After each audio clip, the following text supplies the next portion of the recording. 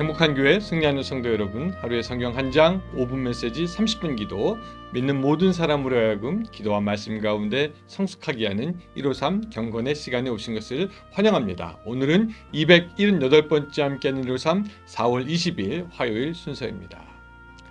누가 이런 말을 했죠. 강은 자신의 물을 마시지 않고 나무는 자신의 열매를 먹지 않으며 태양은 스스로를 비추지 않고 꽃은 자기를 위해 향기를 퍼뜨리지 않는다. 남을 위해 사는 것이 자연의 법칙이다라는 것입니다. 하나님이 우리에게 알려주신 것이기도 하지만 하나님이 만든 그 자연도 역시 자신을 위해서 살아가는 것이 아니라 그 누군가를 위해서 살아간다라는 것이죠. 그런 의미에서 오늘 여러분들 어떠십니까? 여러분들 하나님의 명령에 따라 또한 자연의 법칙에 따라 다른 누군가를 위해서 살아가는 오늘의 삶입니까? 아니면 여러분들 자신을 위해서 살아가고 있습니까? 오늘 하루 하나님의 명령 또한 자연의 법칙에 따라서 자연스럽게 살아가는 그런 여러분들의 하루가 되었으면 좋겠습니다. 찬양하겠습니다.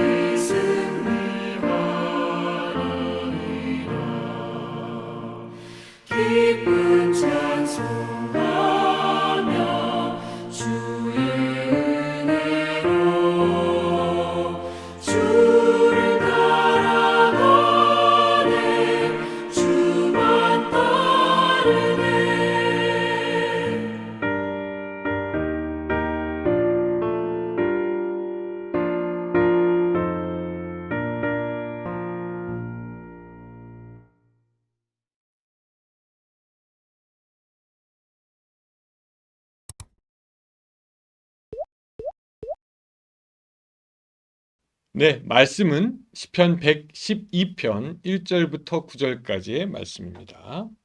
112편 1절부터 10절까지의 말씀입니다. 자, 제가 읽겠습니다. 할렐루야. 여호와를 경외하며 그의 계명을 크게 즐거워하는 자는 복이 있도다. 그의 후손이 땅에서 강성하며 정직한 자들의 후손에게 복이 있으리로다.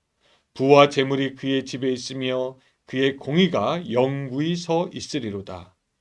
정직한 자들에게는 흑암 중에 빛이 일어나나니 그는 자비롭고 긍휼이 많으며 의로운 이로다. 은혜를 베풀어 꾸어주는 자는 잘 되나니 그 일을 정의로 행하리로다. 그는 영원히 흔들리지 아니하며 의인은 영원히 기억되리로다. 그는 흉한 소문을 두려워하지 아니함이며 여호와를 의뢰하고 그의 마음을 굳게 정하였도다.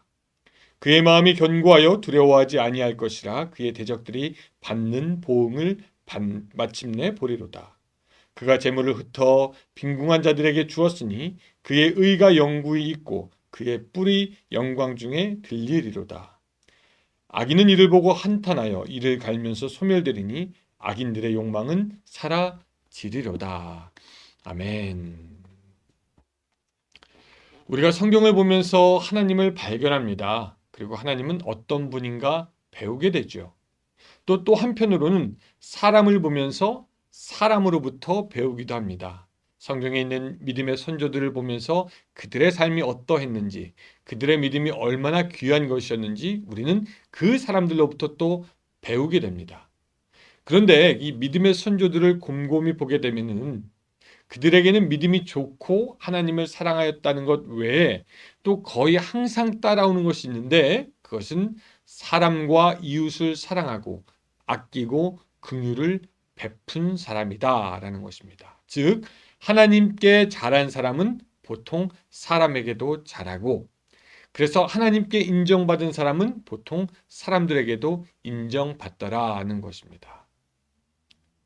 아브라함은 소돔과 고모라가 하나님의 진노로 심판을 받을 때 그들을 위해서 하나님께 중보했고 모세 역시 그의 백성들이 막 불평하기도 하지만 하나님께서 그들을 멸하시려 할 때 하나님 앞에서 그들을 위해서 기도하면서 이스라엘 백성으로 하여금 하나님의 심판을 넘어가게 하는 것을 압니다. 신약에 있는 모든 제자들, 사도들이 목자의 심정을 가지고 복음을 들고 나가서 하나님의 사랑으로 그들을 섬기며 복음을 전했던 걸 우리가 알고 있고요. 또 최초로 여성 제자라는 호칭을 받은 도르가라는 여인은 성경에서 이렇게 묘사합니다. 선행과 구제하는 일이 심히 많더니. 그러고 보면 하나님을 사랑한다는 것과 이웃을 사랑한다는 것 사실 따로 떼어서 생각할 수 없습니다. 하나님을 사랑하는 것은 반드시 이웃을 사랑하는 것과 연결이 되게 되어 있고 이웃을 섬기는 것이 또한 하나님을 섬기는 것과 마찬가지로 중요하게 생각이 됩니다. 예수님은 이것을 굉장히 분명하게 우리에게 말씀하십니다. 예수께서 가라사대 내 마음을 다하고 목숨을 다하고 뜻을 다하여 주 너희 하나님을 사랑하라 하셨으니 이것이 크고 첫째는 계명이요 둘째는 이와 같으니 내 이웃을 내 몸과 같이 사랑하라 그렇게 말씀하셨죠. 또 요한복음에서는 뭐라고 말씀하십니까? 새 계명을 너희에게 주노니 서로 사랑하라. 내가 너희를 사랑한 것 같이 너희도 서로 사랑하라. 너희가 서로 사랑하면 이로써 모든 사람이 너희가 내 제자인 줄 알리라. 뿐만 아니라 우리가 하나님에 대한 사랑은 사실 보이지 않을 수도 있지만 이웃을 향한 섬김은 보이기도 하는 것이기에 예수님은 믿음의 모든 공동체에 이렇게 얘기합니다. 이와 같이 너희 빛을 사람들 앞에 비추게 하라. 그래서 사람들이 너희 착한 행실을 보고 하늘에 계신 너희 아버지를 찬양하게 하라는 것입니다. 자, 오늘 좀 서론이 길었는데 이런 관점에서 보면은 오늘 본문은 하나님을 믿고 경외하는 사람들이 받을 복에 대해서 말하는 것이기도 하지만 사실 믿는 사람들은 이렇게 살아야 한다. 또 이렇게 사는 것이 복을 받는 것이다 라고 말하는 본문이기도 하는데 이 믿는 사람들이 어떻게 살아야 하냐? 바로 이웃을 위해 살아야 한다라고 얘기하는 겁니다. 4절 후반절 그는 자비롭고 긍휼이 많으며 의로운 이로다. 또 5절 은혜를 베풀며 꾸어주는 자는 잘 되나니 9절 그가 재물을 흩어 빈궁한 자에게 주었으니 이런 자들이 복을 받을 것이고 이런 자들이 흔들리지 않을 것이고 이런 자들이 의인이라고 성경은 말씀하고 있는 것입니다. 많은 종교가 탐구와 명상, 돌을 닦는 것과 고행으로 신의 경지에 올라서 해탈할 수 있고 인간됨을 극복할 수 있을 것이라고 생각합니다. 그래서 철저히 인체의 욕구를 무시하며 고행하며 돌을 닦습니다. 짧게는 1년, 길게는 5년, 6년 견과류와 소나무 껍질을 먹고 탄수화물을 먹지 않고 스스로 미이라가 되기도 하고요. 또한 어떤 종교는 자기의 피부를 날카로운 철로 뚫기도 하고 불 위를 걷기도 하고 못 위에 눕기도 하고 흙 속에 갇히기도 하면서 자기의 종교적 완성을 추구하려고 합니다. 이 모든 것은 근데 자기 자신 혼자서도 할 수 있는 것입니다.